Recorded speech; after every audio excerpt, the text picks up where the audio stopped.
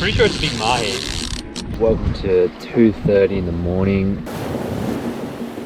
Cooking at sea. Gotta love it. Forever fighting the feeling that I am in danger. Trying to keep looking forward without. Welcome to the story of two sailors taking the long way home to Australia on a 38-foot boat called Finding Avalon. Subscribe and join the voyage. Previously on Finding Avalon, we set off on a 1,200 nautical mile journey from Tahiti to Niue and invited you to take a peek at how we set ourselves up for long passages. An unexpected change in the weather caused us to make an impromptu diversion, which turned out to be the best stop yet.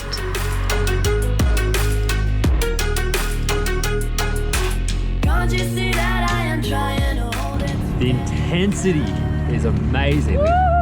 The concentration, but whoa. When our weather window arrived, we set the sails and headed back onto course. Doing a bit of sailing. Morning guys, welcome to 2:30 in the morning. Xanthe and I have just swapped over for my second night watch of the night. While I was asleep, the new weather forecast came through. I'm also expecting an email from Matt Bob, who has been helping us with our weather route this time.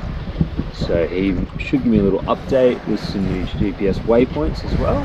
And basically I'll plan the next day and kind of strategize for the next week as to what our sail plan and route's going to be. At the moment we're sailing about 40 degrees off course. We're actually just stuck in like two different quite large ground swells. Normally that would be okay if you've got enough wind pressure in the sails, but because it's so light, it means the sails are just flapping around and they're back and they crash against the rig and make a whole lot of sound. There it goes now. We're just sailing on like a very broad reach.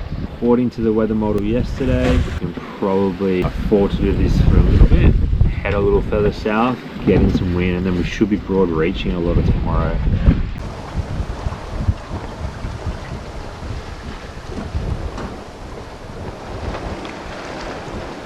Good morning.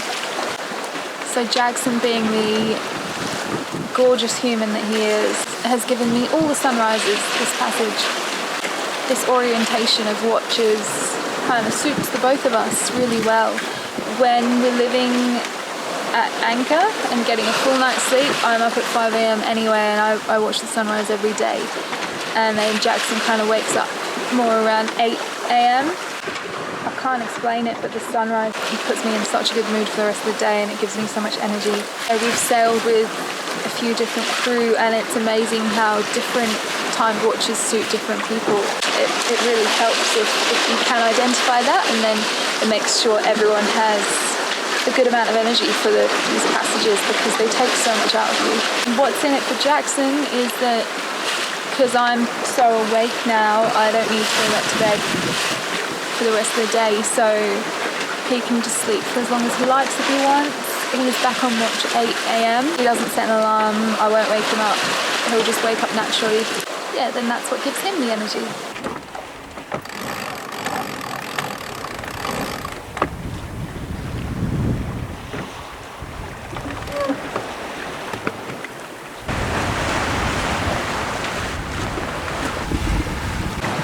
And this is what I typically eat for breakfast on passage. Apple with peanut butter. We try to save on gas by at least having breakfast that isn't cooked. Don't get me wrong, occasionally Jackson would like to have some toast. Occasionally I would like to have some porridge, but we're definitely on gas rations at the moment because our gas bottle got rejected in Tahiti because it was too ugly. So elitist. Anyway, yeah, so it's usually apple with peanut butter, or I also make soaked oats. Actually, probably more often than apple and peanut butter, I'll have soaked oats. Literally just oats in coconut water, a bit of cinnamon and a few nuts and raisins to make it the day before, and then in the morning it's ready to eat. I don't have to do anything, just eat it straight out the Tupperware. Yeah, at the moment we're really lucky that we've got all those coconuts from Harry's garden, making it with fresh coconuts at the moment, which is such a treat. And then Jackson normally just has a bowl of cereal, which he really likes. So we're quite happy with our breakfast arrangement. God, I love peanut butter. When there's a fish on the line, the person who can grab the rod quickest takes on the fight, and the second person works to slow the boat down and pulls in the second line to get it out the way. Now, I'm not going to name any names here, but no matter how smooth the sailing is, plates, etc. should never be left unsecured on surfaces. Throw them in the sink and deal with them later if you have to.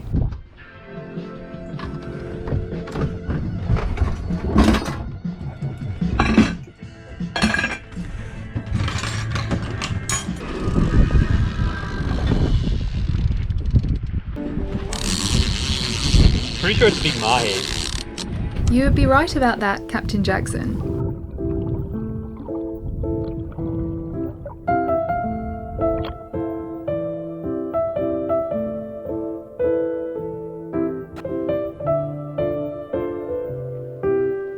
Get a little bit of skin ready, like off the flesh, and you put a hole in it, get your finger through, and then you literally pull it back. And you just literally rip the whole thing off. Oh, very nice. Works really well. Hold it up for me.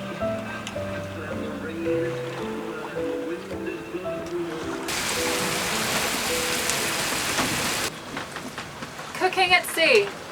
Gotta love it. We've got a bit of a washing machine situation today. We're going to try and make it really quick down here. I did know that the weather was going to kind of swing for us going on the beam or upwind, so I have pre-prepared a couple of things just to make life easier. One great bit of advice that we received from when we did the Arc Rally actually was, if you are boiling something that's going to be really hot, like if you're cooking pasta, then wear your oil skins when you're cooking.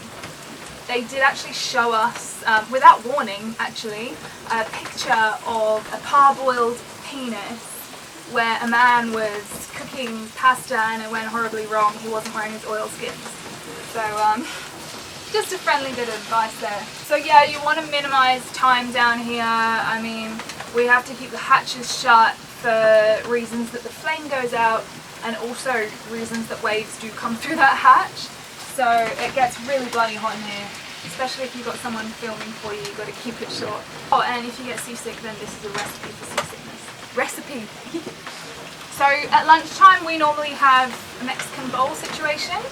We've got some mahi to get through. So Hang on, we don't have Mexican bowls every day. Usually. We've had them like recently. At the moment we're on a Mexican bowl wave. This has not been like a year thing of every day we have Mexican bowls. It's been like 3 Mexican bowls over the last. Something like that. Something really simple. Just kind of a one bowl meal. Now, also serving things in bowls when it's a bit washing machiney is optimal because you kind of get to hold it close to your plates, things slide off. If it gets really hairy out there, we serve our food in these doggy bowls, so that you can just cling onto it and just really kind of your food's safe in there. Get everything out and put it in the sink so that it can't fall anywhere. So these, very hard to get hold of around the world, but if you find them, they are a bloody lifesaver. These are actually from Mexico. We didn't go to Mexico, but we got given about 35 of these, and I'm so happy about it. Give him a thanks. Thanks, Chris. You're the best. I hope you're well. The instructions say use a microwave, but Chris told us that you can just chuck them in a pan for 2 minutes and then they're done, and you don't have to boil a pot of hot water and risk parboiling your penis. So these go in there. Oh, it's already got garlic in it as well. It's great. We need to start wrapping this up, otherwise I'm going to start vomiting. Oh, okay. I'm so close. And then I already opened a can of beans, so beans go in because we have Mexican bowls all the time. And then we got some capsicum in a jar going in there. We don't have any vegetables left, so. Actually a bit mushy. I'm not going to put that in. That's not going in, sorry. This is where you use the gimbal to your advantage. So, are you okay? Come on. I'm being really quick. We're so nearly done. So you eat bowls. One goes on the gimbal, so it can't go flying, and then the other I just put in the sink. And I'm going to serve this up with refried beans, and because I knew the weather was going to be bad, I made up loads of coleslaw. Coleslaw goes with everything, cabbages last forever. And then there's our Mexican bowl. Thank you very much. Please tell me we're done. We're done.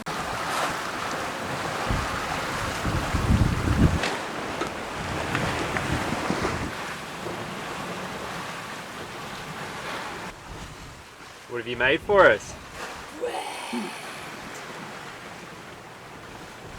I think this is probably the best smell we've had on the boat in a long time. Yeah, we've had some bad smells on this boat. There's actually like no better smell than fresh bread, possibly. Come in.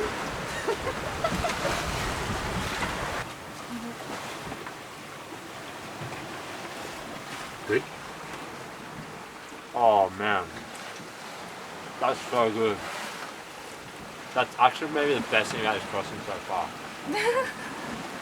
Except for our naked day. Can you taste the secret ingredient? From our naked day, No. garlic. No. Why don't it taste like sweet or fruity? I don't know, what is it? Walnuts. Must be the butter. Yeah, the French butter's It's really so sweet. good. I'm gonna eat all that bread today. No, you're not. I'm gonna hide it. I'm gonna eat all of it. No, you're not. Sorry, mister.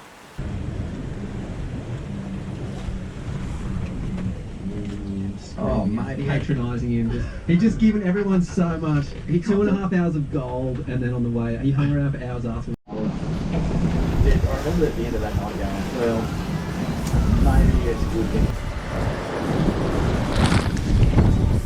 Thanks for following along today. We hope you learned a thing or two. Join us next time as the weather gets rough as guts and we blow into Niue at an average speed of 8 knots. Smile! If you love these vids, please hit the thumbs up button and say hi in the comments section.